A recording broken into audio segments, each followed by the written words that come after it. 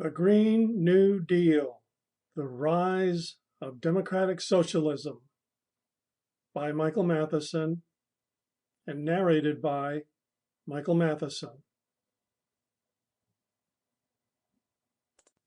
Introduction.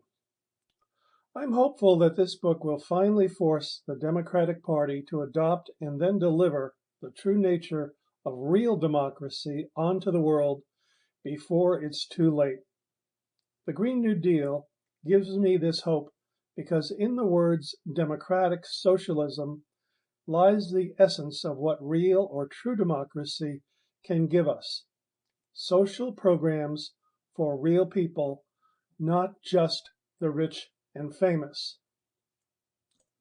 But in my definition of democratic socialism, it's not the Democrats and their little band of decision makers that give us these social programs. No, in fact, the social programs we gain are the ones that we, the people, vote for by ourselves and without any interference from either party. It's also good to remember that the Democrats have as the basis of their brand the full meaning of the concept of democracy. The Republicans have as the basis of their brand the full meaning of the word republic. A democracy is a political system in which the greatest benefits are aimed at the greatest number of people in any group, or the majority.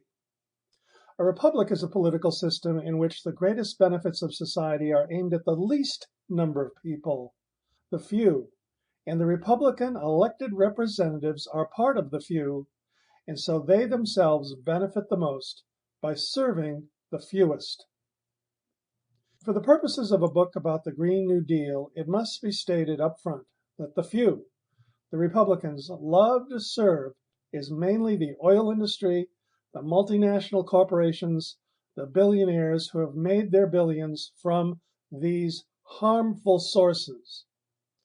The many refers to the rest of us, the greatest majority of the history of the world, all of us who care about breathing clean air and drinking clean water and living our lives in peace and having an equal chance at health and prosperity.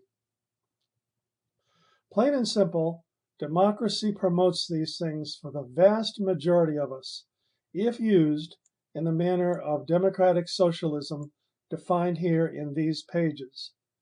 And a republic promotes the opposite for most of us as the few get richer, live long and prosper from the antics of the Republican Party, and the vast majority of us are betrayed by them at every turn to become poorer and die sooner.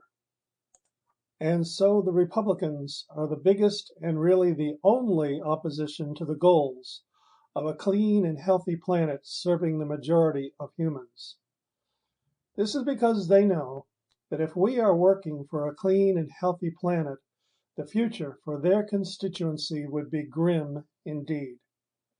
As we have seen, our opponents are not above doing anything, including lying, cheating, and stealing, in order to serve their masters.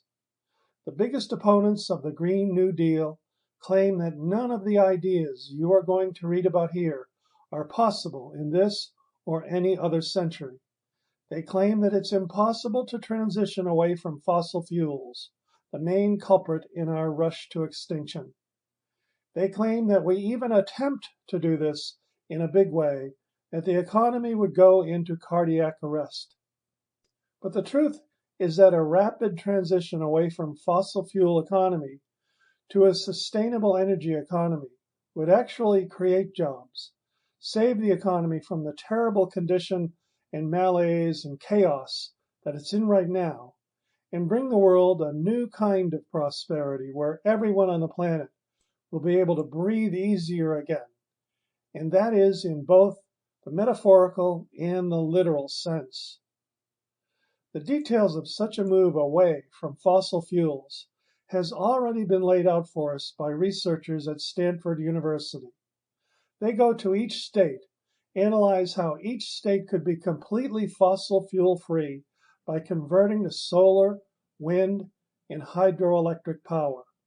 How homes in each Sample complete. Ready to continue?